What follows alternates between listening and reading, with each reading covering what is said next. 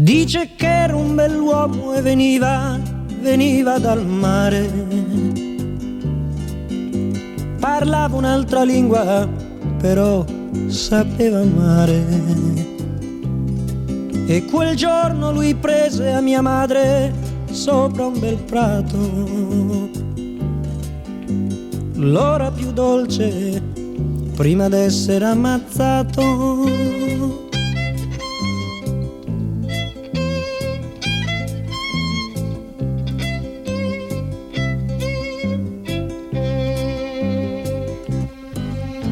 Così lei restò sola nella stanza, la stanza sul porto, con l'unico vestito ogni giorno più corto. E benché non sapesse il nome e neppure il paese, ma aspettò come un dono d'amore fino dal primo mese.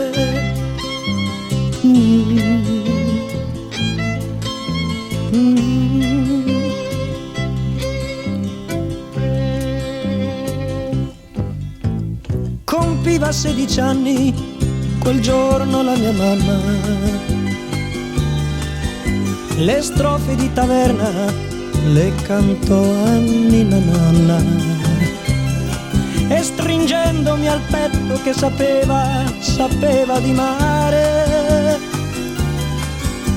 giocava a far la donna con il bimbo da fasciare.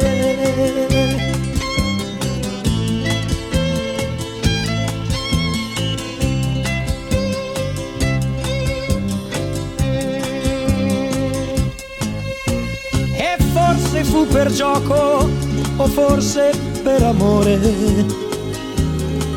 che mi volle chiamare come nostro Signore. Della sua breve vita il ricordo più grosso è tutto in questo nome che io mi porto addosso. E ancora adesso che gioco a carte e bevo vino, per la gente del porto mi chiamo Gesù bambino. E ancora adesso che gioco a carte e bevo vino,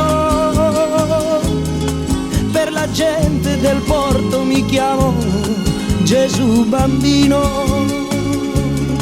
E ancora adesso che gioco a carte e bevo vino, per la gente del porto mi chiamo Gesù bambino.